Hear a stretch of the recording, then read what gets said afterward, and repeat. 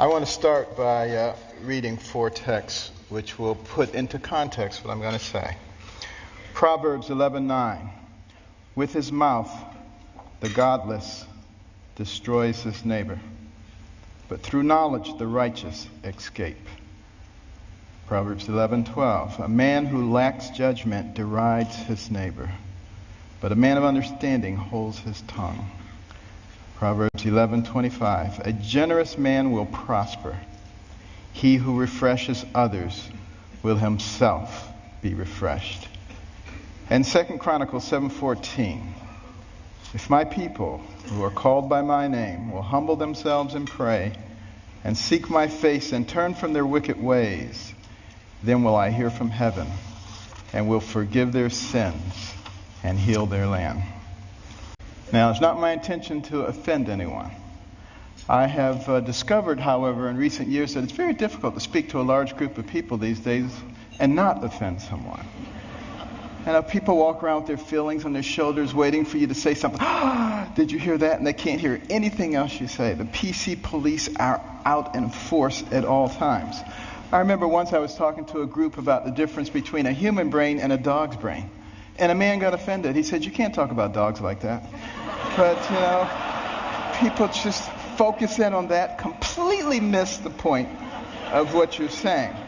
And we've reached a point where people are afraid to actually talk about what they want to say because somebody might be offended. People are afraid to say Merry Christmas at Christmas time. It doesn't matter whether the person you're talking to is Jewish or, whether they're any religion. That's a salutation, a greeting of goodwill. We've got to get over this sensitivity. And it keeps people from saying what they really believe. I'm reminded of a very successful young businessman.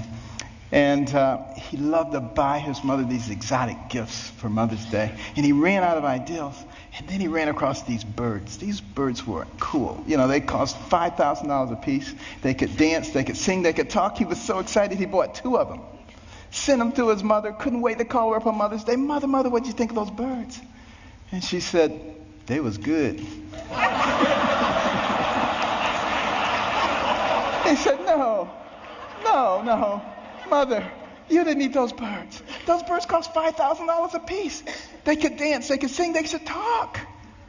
And she said, well, they should have said something. And that's where we end up too if we don't speak up for what we believe. And what we need to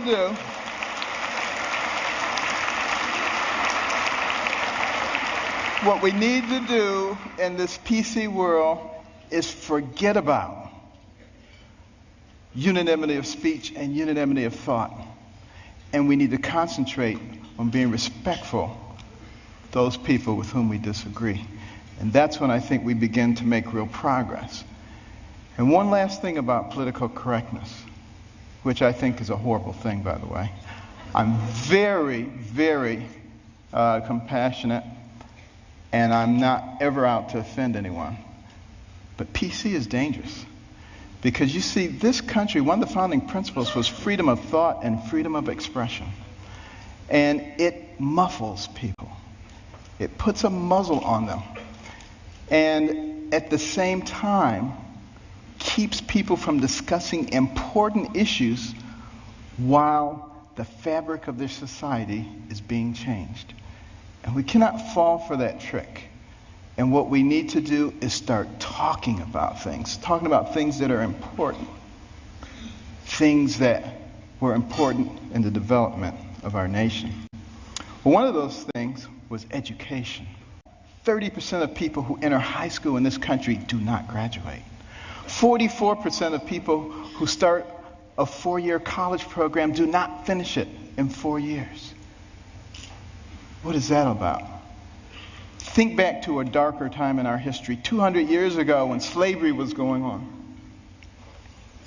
It was illegal to educate a slave, particularly to teach him to read. Why do you think that was? Because when you educate a man, you liberate a man. If you really want to be impressed, take a look at the chapter on education in my latest book, America the Beautiful, which I wrote with my wife, came out last year. And in that education chapter, you will see questions extracted from a 6th grade exit exam from the 1800s. A test you had to pass to get your 6th grade certificate. I doubt most college graduates today could pass that test. We have dumbed things down to that level. And the reason that that is so dangerous is because the people who founded this nation said that our system of government was designed for a well-informed and educated populace. And when they become less informed, they become vulnerable. Think about that. Our system of government, and that's why the education is so vitally important. Now, some people say, you're overblowing it, things aren't that bad. And you're a doctor, a neurosurgeon. Why are you concerned about these things? I've got news for you. 5 doctors signed the Declaration of Independence. Doctors were involved in the framing of the Constitution, the Bill of Rights, a whole bunch of things. It's only been in recent decades that we've extracted ourselves, which I think is a big mistake. We need doctors and we need scientists, engineers. We need all of those people involved in government, not just lawyers. I don't have anything against lawyers, but, here's the thing about lawyers. And I'm sorry, but I got to be truthful, okay? Got to be truthful. What do lawyers learn in law school? To win. By hook or by crook, you got to win. So you got all these Democrat lawyers and you got all these Republican lawyers, and their side wants to win. We need to get rid of that. What we need to start thinking about is how do we solve problems?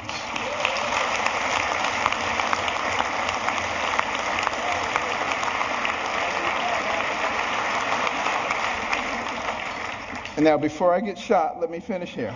Now, one of the reasons, and I don't like to bring up problems without coming up with solutions. My wife and I started the Carson Scholars Fund 16 years ago after we heard about a survey, international survey, looking at the ability of 8th graders in 22 countries to solve math and science problems. And we came out number 21 out of 22, barely beat out number 22, very concerning. And we'd go into schools and we'd see all these trophies, all-state basketball, all-state wrestling, all-state this, that, and the other. The quarterback was the big man on campus. And what about the intellectual superstar? What did they get? A National Honor Society pin? A pat on the head, there, little nerd? Nobody cared about them. And is it any wonder that sometimes the smart kids try to hide? They don't want anybody to know that they're smart?